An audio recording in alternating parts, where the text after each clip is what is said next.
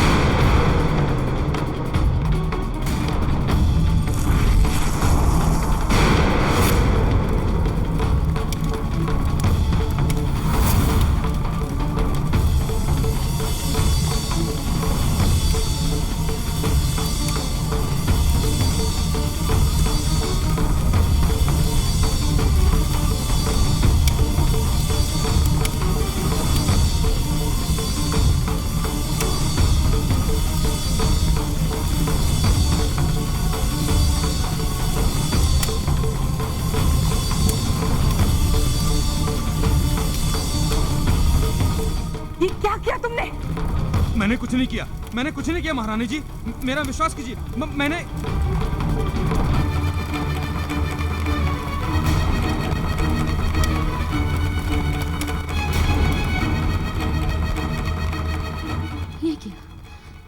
ये क्या हो रहा है मुझे? मैं अपने वास्तविक रूप में क्यों आ रही हूँ? मेरा भेद खुल जाए इससे पूर्व मुझे यहाँ से जाना होगा, मुझे यहाँ से अविलंब जाना होगा।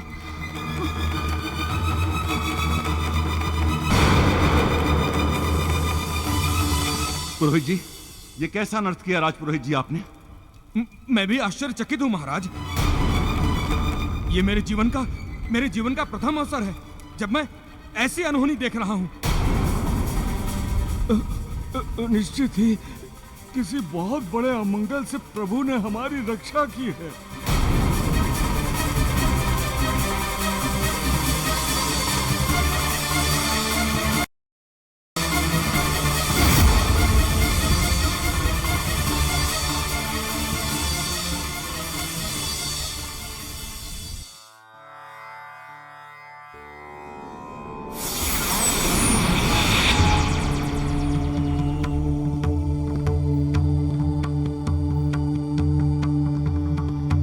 अंजना की पूजा पूर्ण हो चुकी है, किंतु वो अपनी भक्ति में इतनी लीन है कि उसे इस बात का भान भी नहीं है कि उसकी पूजा पूर्ण हो चुकी है।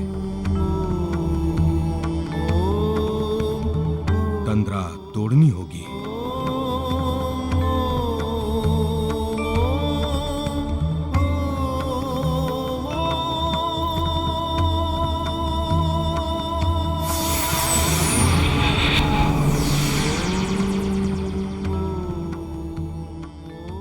अलख निरंजन, अपने नेत्र खोलो पुत्री।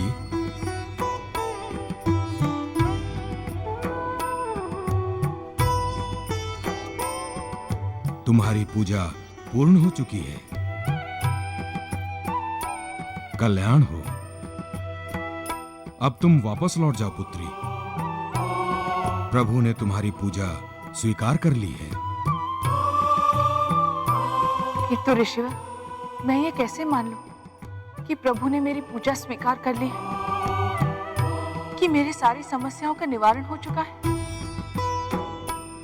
और मेरे पति के जीवन से सर्व दोष भी समाप्त हो गया है।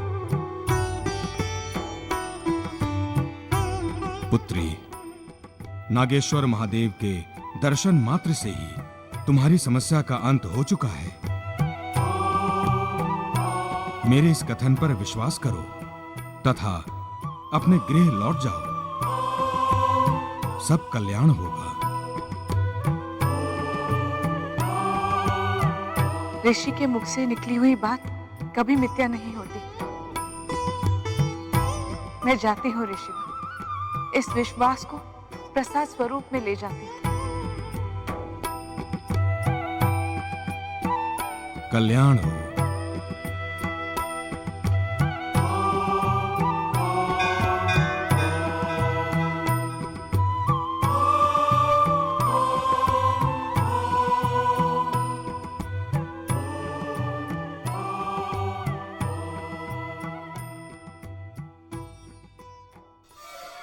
इस दारुण वन में तो पुरुष का प्रवेश वर्जित है, तो ये पुरुष रूप में ऋषि कहां से आए, कैसे आए?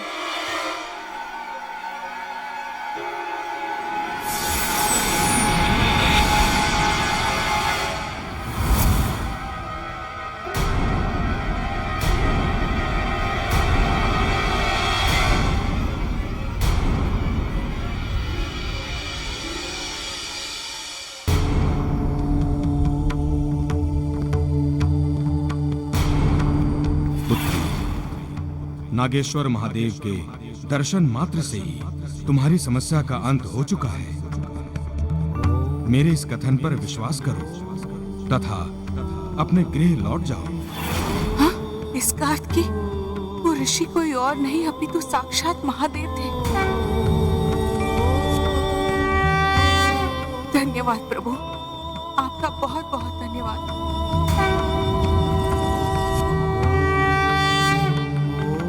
जो आपने मुझ दुखियारी पर अपनी कृपा वृष्टि की।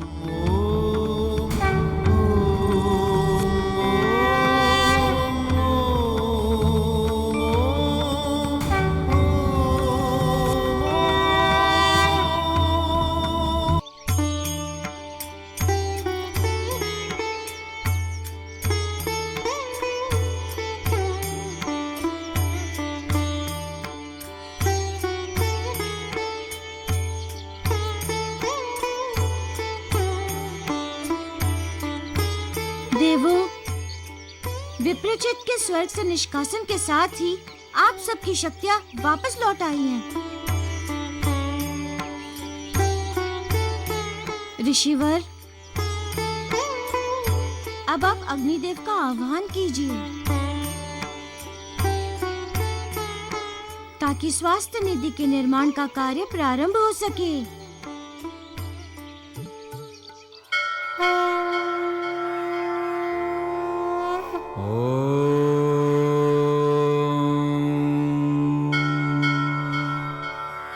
अग्निनदूतं पुरोदधे हव्यवाहमुपब्रवे देवा आसादयादिह।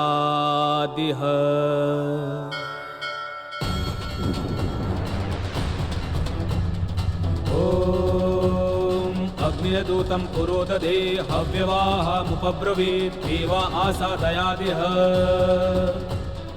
ओम अग्निदूतं पुरोदधे हव्यवाहमुपब्रवे देवा आसादयादिह। ओम अग्निदूतं पुरोदधे हव्यवाहमुपब्रवे देवा आसादयादिह।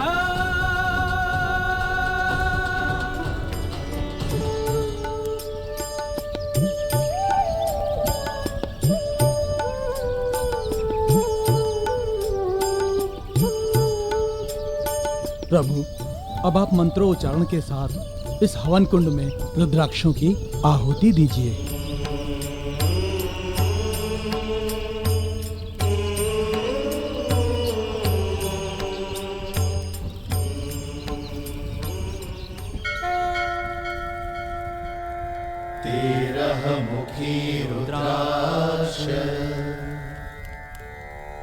ॐ ह्रीं नमः विश्वदेव स्वरूपाय नमः।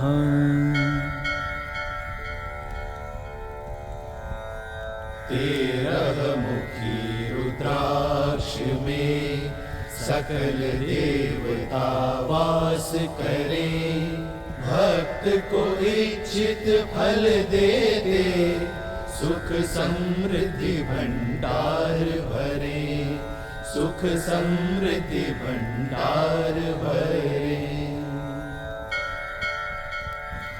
12 मुखी रुद्राक्ष।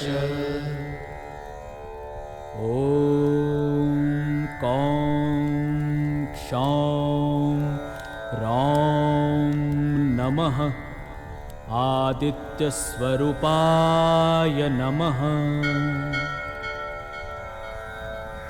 12 मुखी रुद्राक्ष में सूर्य स्वयं विद्यमान, तेजस्वी संतान का सुख दे, भक्त बने धनवान, भक्त बने धनवान। 10 मुखी रुद्राक्ष। तांत्रिक, तुमने मेरी वर्षों की प्रसन्नता और प्रतीक्षा पर पानी फेर दिया है।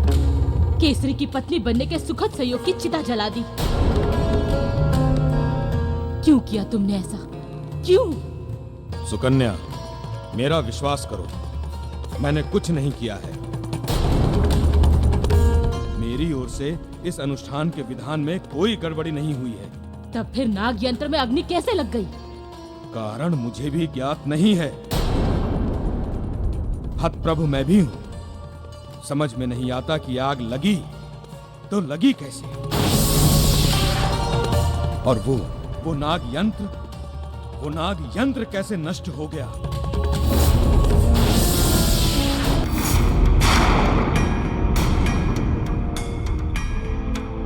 इसका अर्थ ये है कि अंजना दारुण वन पहुंच गई है।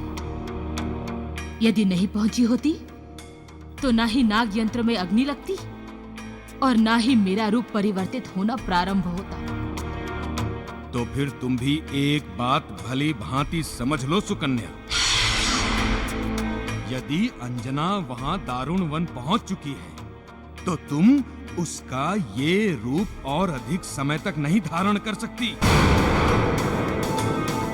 क्योंकि तुमने जिस स्त्री का रूप धारण करके रखा है वो एक पतिव्रता स्त्री है।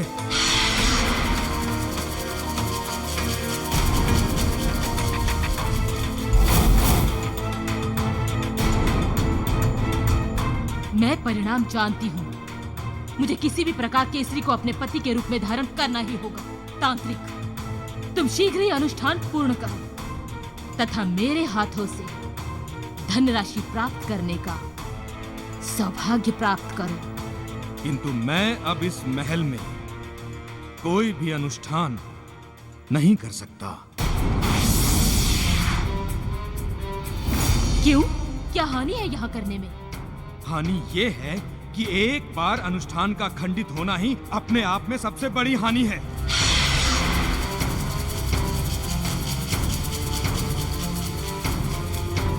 और यहाँ इस महल में एक अनुष्ठान खंडित हो चुका है।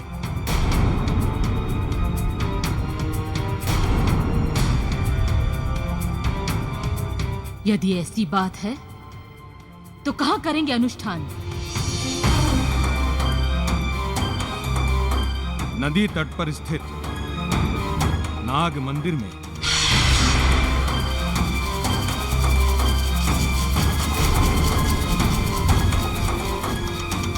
ठीक है, तुम जाकर अनुष्ठान की तैयारी करो। मैं केसरी को चलने के लिए तैयार करती हूँ।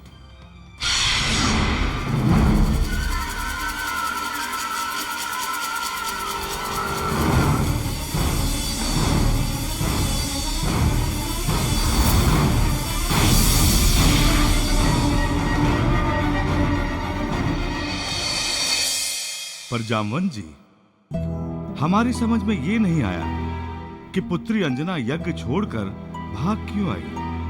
हाँ हाँ हाँ। जामवंत जी, पुत्री अंजना के कक्ष में चलकर उससे बातचीत करना आवश्यक हो गया है। हाँ।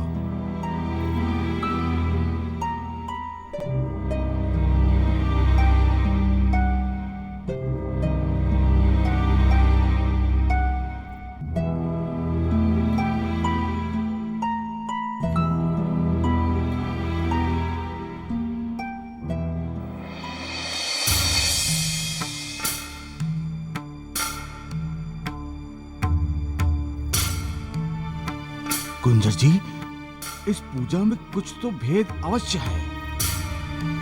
क्या भेद हो सकता है जामवंत जी? इस भेद को तो वो तांत्रिक ही खोल सकता है कुंजर जी।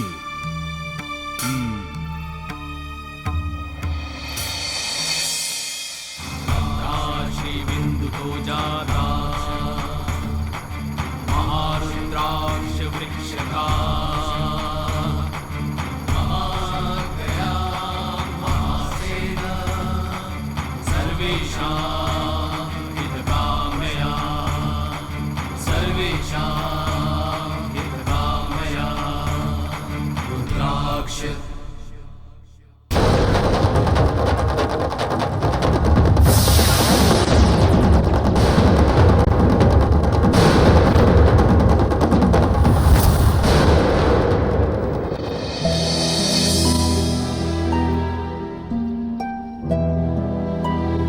बस एक बार किसी प्रकार सुकन्या का कार्य पूरा हो जाए, फिर मेरी दरिद्रता हमेशा के लिए दूर हो जाएगी।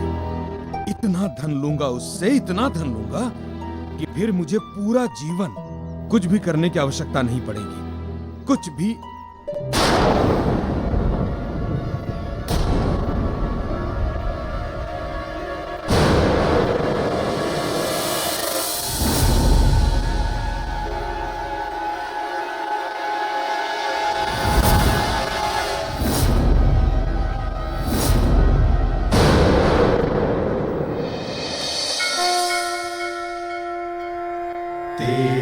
मुखी रुद्राक्ष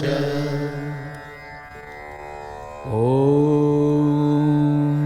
ह्रीं नमः विश्वदेव स्वरूपाय नमः।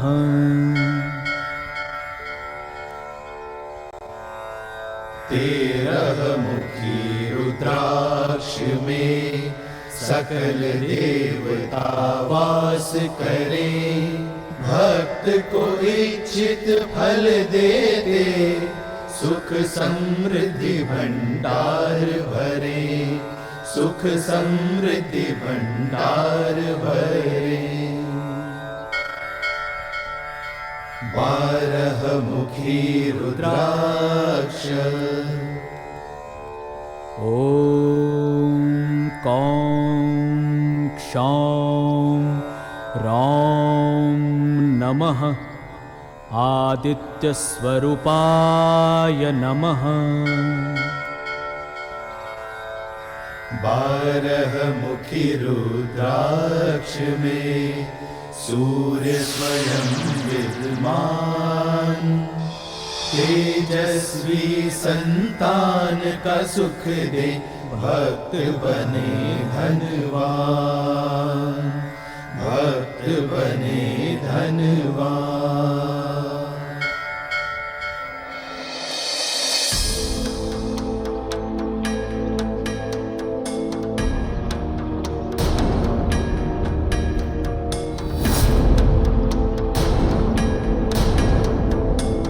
कौन कौन है आप लोग? इस प्रकार इस प्रकार मुझे क्यों घूर रहे हैं? बता, कौन है तू और सत्य क्या है? सुकन्या को कैसे जानता है तू?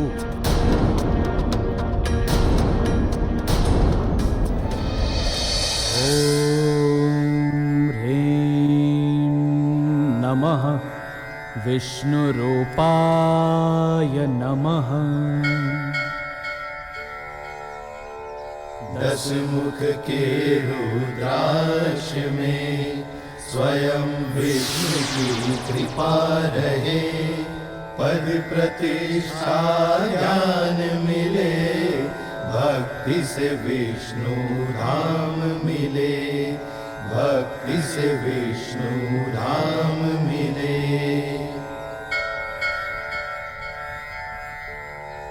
पांच मुखी रुद्राक्ष। ॐ ह्रीं नमः।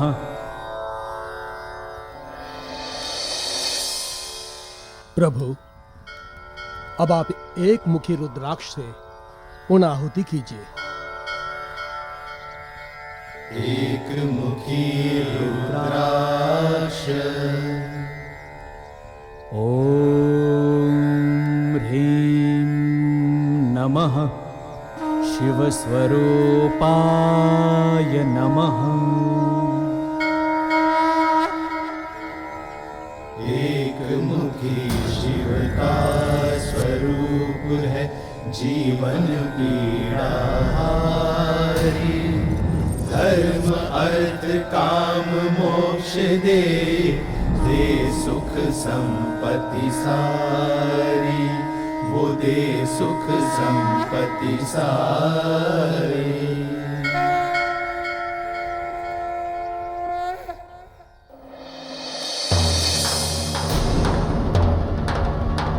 सुकन्या? कौन सुकन्या? मैं किसी सुकन्या को नहीं जानता। रुको!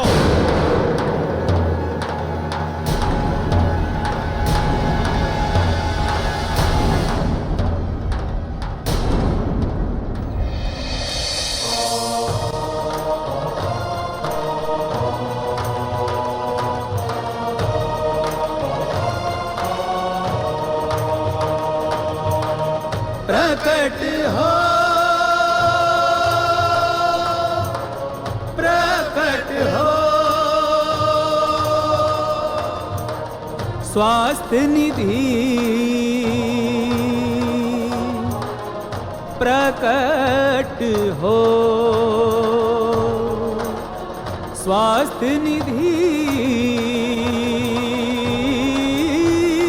प्रकट हो।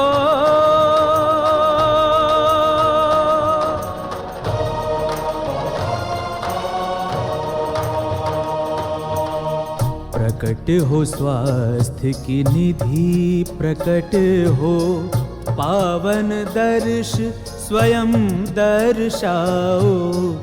प्रकट हो स्वास्थ्य की निधि प्रकट हो, पावन दर्श स्वयं दर्शाओ। जन जीवन कल्याण हितार्थ प्रकट हो, रोग शमन कर जाओ। सकल दोष बीमारी मिटाओ, सकल दुख जन जन के मिटाओ।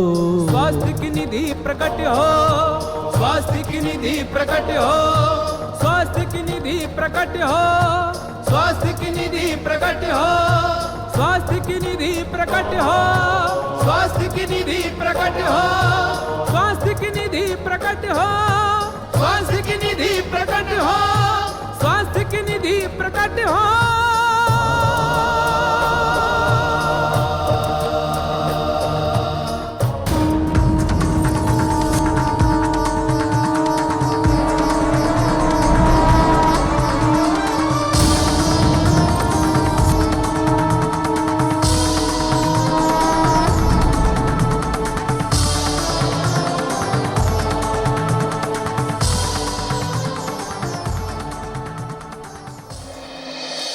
किससे धन लेने की बात कर रहा था तू? किससे? धन लेने की बात? मुझे मुझे कौन धन देगा? हाँ हाँ, धन धन धन देंगे मुझे, मुझे मेरे यजमान, मुझे मेरे यजमान ही मुझे मेरा धन देंगे। पुरोहित, मैं तुझे अंतिम चेतावनी दे रहा हूँ, सच सच बता दे, कौन है तेरा यजमान यहाँ? शीघ्र बता। मेरी यजमान? मेरे यजमान तो संपूर्ण संसार है, सारा संसार ही तो मेरा यजमान है। कुंजर जी, ये सत्य ऐसे नहीं बताएगा। ये धन का लोभी है, इसे धन चाहिए।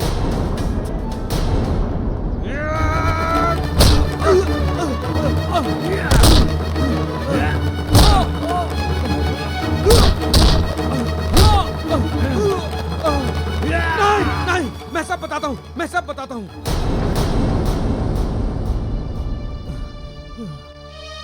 मैं सब बताता हूँ आप लोगों को, मुझे मत मारिए।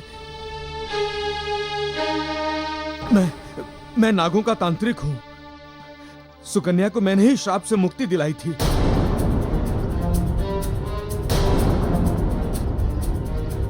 उसी समय उसने मुझे वचन दिया था कि यदि मैंने उसको केसरी की पत्नी बनने में सहयोग दिया तो वो मुझे अंजन प्रदेश का संपूर्ण कोष दान में दे देगी।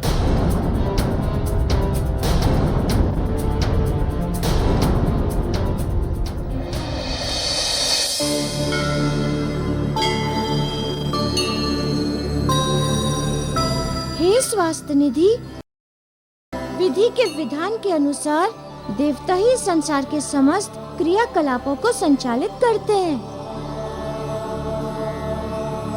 सबको लाभ अथवा कल्याण इन्हीं के द्वारा होता है।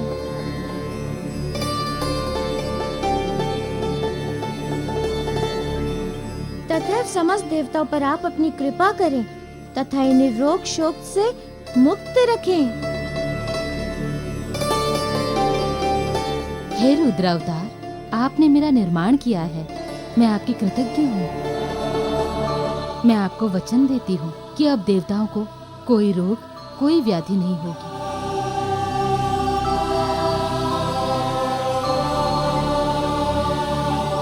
यदि कभी ऐसा हुआ भी तो उसका निदान मेरे द्वारा होगा।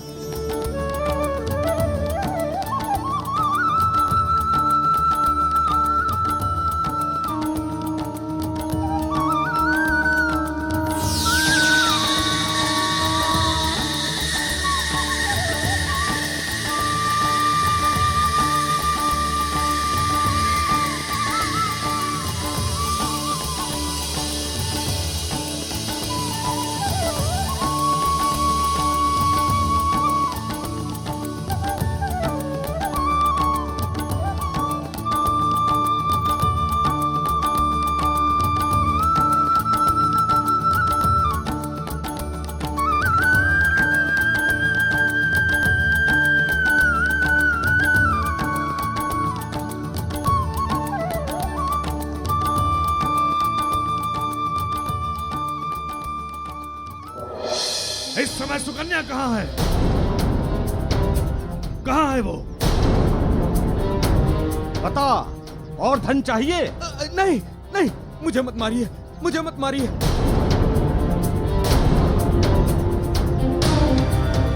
सुकन्या, सुकन्या इस समय महल में है।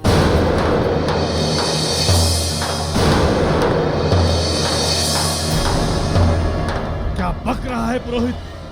सुकन्या महल में कैसे हो सकती है? वहां तो आपके अनुसार अंजना है ना? हाँ हाँ, और नहीं तो क्या?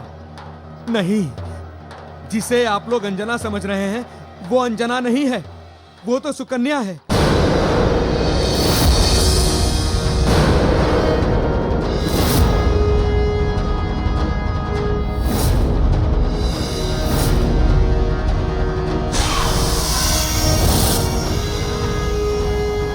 मेरी बात का विश्वास कीजिए, मैं झूठ नहीं बोल रहा हूं, सुकन्या ही अंजना है।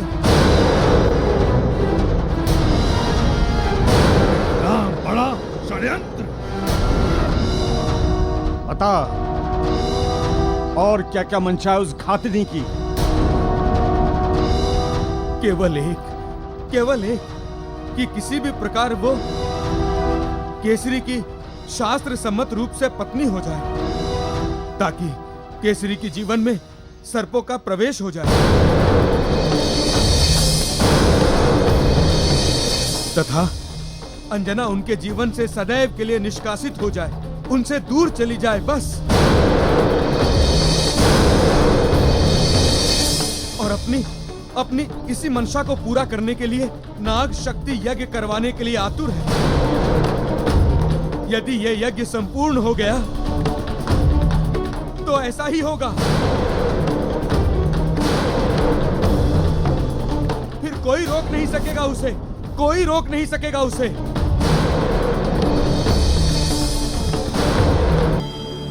इस मृत्यु लोक में अनेकों प्रकार के अवगुण हैं तथा उन अवगुणों के कारण बहुतायत रोग हैं। कृपा कर सभी मनुष्य पर भी अपनी कृपा बनाएं। हे केसरी नंदन, मैं इसी संसार में वास करूंगी तथा सभी मनुष्य को रोगों से मुक्त करूंगी। तथा इसके अतिरिक्त आपने मेरा निर्माण किया है, इसीलिए मैं आपसे विशेष रूप से प्रसन्न हूँ। अतएव जो भी मनुष्य आपकी पूजा आराधना करेगा उस पर मेरी विशेष कृपा होगी। उसके निकट रोग शोक की छाया तक नहीं पड़ेगी।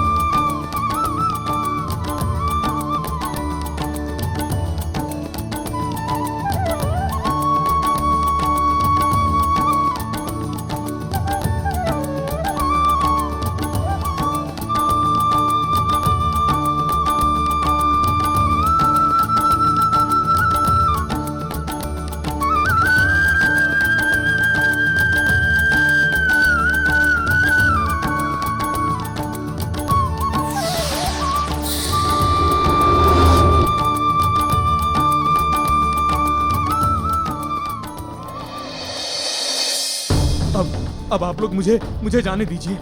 मैंने आप लोगों को सब कुछ बता दिया है। अब मुझे जाने दीजिए, मुझे जाने दीजिए।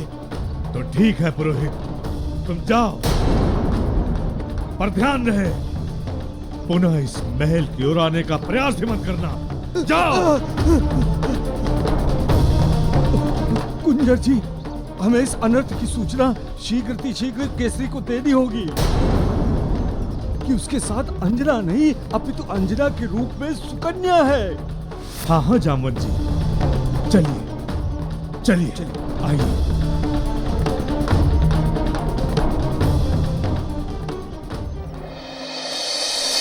मेरी समझ में ये नहीं आया कि पूजा बीच में खंडित क्यों हो गई। आप उसकी चिंता मत कीजिए स्वामी। जो पूजा खंडित हुई है, मैंने उसे पुनः करने की व्यवस्था कर ली। पुनः? हाँ, पुनः। मैं उस सुकन्या के भय से शांत बैठने वाली नहीं हूं। इसीलिए इस बार जिस स्थान का मैंने चयन किया है, वो नदी के तट पर स्थित नाग मंदिर को चयन किया है। पूजा वहीं होगी।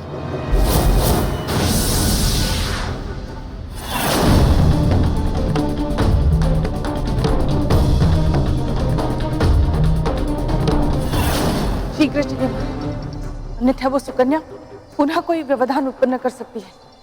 देवी चलते हैं, किंतु पिताश्री को तो साथ ले लो। वो आ जाएंगे, आप बस चलिए। देवी, किसी भी कार्य में इतनी शीघ्रता ठीक नहीं है। तनिक रुकिए, पिताश्री को आने दीजिए। जो कार्य हम करने जा रहे हैं उस विषय में पिताश्री का परामर्श ले लेना चाहिए हमें। मूर्ख केसरी, तेरे परामर्श के चक्कर में मैं अपना पराभव स्वीकार नहीं कर सकती। कैसे समझाऊं अब मैं तुम्हें?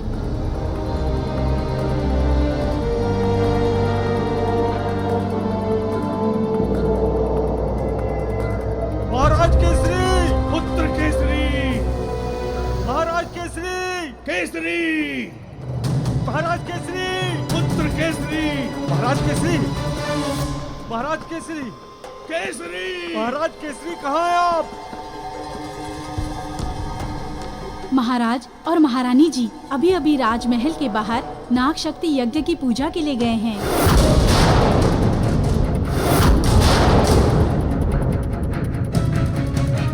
कुछ बता के गए हैं कि वो कहाँ गए हैं? हाँ, महारानी जी ने तो नहीं बताया, किंतु जाते जाते महाराज ये बता कर गए हैं कि वो लोग नदी तट पर स्थित नाग मंदिर गए हैं।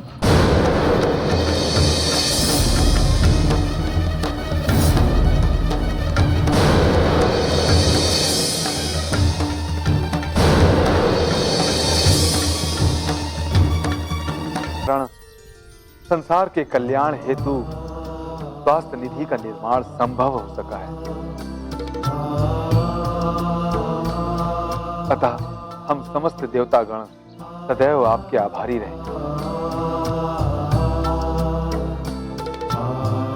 प्रभु, अब हमें आज्ञा दीजिए।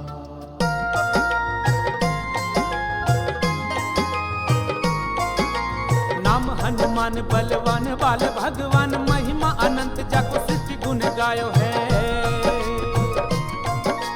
महाशक्ति दिव्य शक्ति ऐसो महावीर शक्ति, देखी देखी वैरिणी को अंतर कपायो है। अंजनी को लाल लाल लाल गाल, क्रोधवंत को न समझ पावे भ्रुकुटी चढ़ायो है। बाल हनुमान महाकाल भगवान धाय, वैरिणी के अंत है तू गदा को उठायो है। वैरिणी के अंत है तू गदा को उठायो है।